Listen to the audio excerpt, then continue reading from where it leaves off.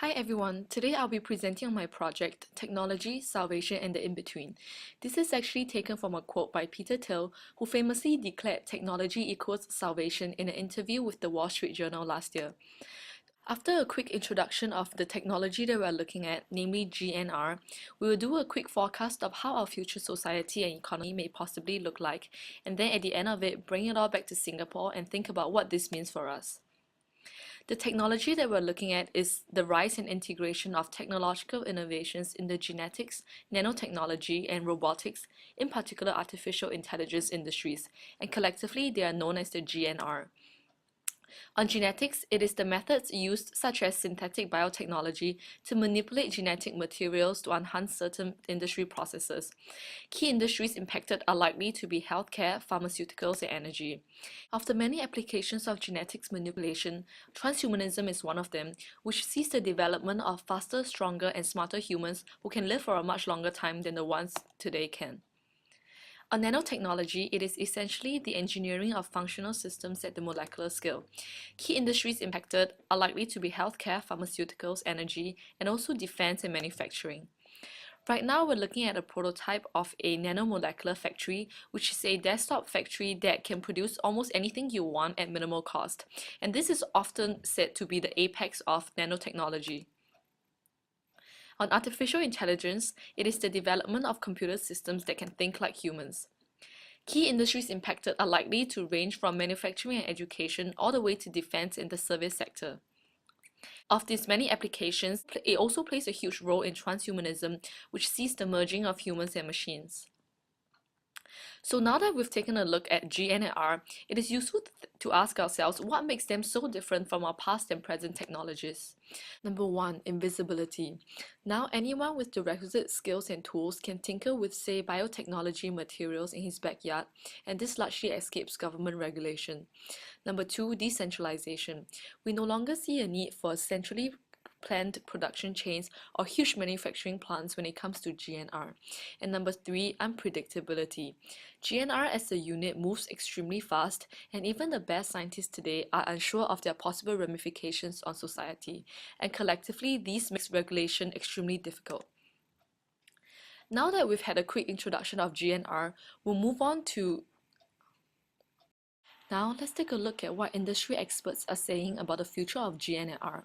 I have grouped their opinions according to a 2x2 matrix, with the x-axis depicting the degree of salvation that technology can bring us, or rather, to what extent technology can improve our lives, and the y-axis depicts the degree of government intervention necessary to reach this stage of salvation. Their opinions fall into three main groups: those who believe that technology will bring us a better life, the optimists; those who do not believe so, the pessimists; and the in-betweens, those with a more moderate view. The optimists believe that GNR will develop at an exponential rate, and key technologies like the desktop nanofactory and bioengineering will give rise to the death of capitalism and transhumanism. To have a better idea of what the optimists are saying, it is useful to look at their predictions for the future. In the 2010s, we expect to see an acceleration in the development of all aspects of GNR, with the decade ending in desktop nanofactories becoming mainstream. In the next decade, we see the completion of the first stage of transhumanism with the Human Body 2.0, where we see a revolution in the way we eat, the way our body functions, and even the introduction of nanobots into our human body. Also, schools start turning to virtual reality to fully immerse its students in classes. In 2030s and beyond, we see the completion of transhumanism, the Human Body 3.0, where nanobots are introduced into our brain to allow us absolute control over what we think, how we feel, and even our very personal identity. Also, we may start looking into the exploration of outer space to alleviate Earth's increasing constraints. The majority of pessimists believe that GNR poses existential risk, and hence relinquishment is the only solution. Bill Joy, venture capitalist and co-founder of Sun Microsystems, have said that existential threats and losing what it means to be humans is much more profound and much more important than superficial gains in material wealth and longer and healthier lives. However, within the pessimist, there is also another view that constant technological innovation is unsustainable and we will see the dawn of the new dark age. This is first proposed by Jonathan Huebner, an American physicist, who did a study on the rate of technological innovations in the past 400 to 500 years. His results show that rather than following an exponential pattern as Ray Kurzweil proposed, technological innovations actually follow a bell curve, and we humans have already peaked at this bell curve in the 1900s, and right now we are already at the tail end of the bell curve, and as early as 2040s we will see a negligible increase in the rate of technological innovation. Last but not least, the in-betweens. The in-betweens are mainly concerned with three areas.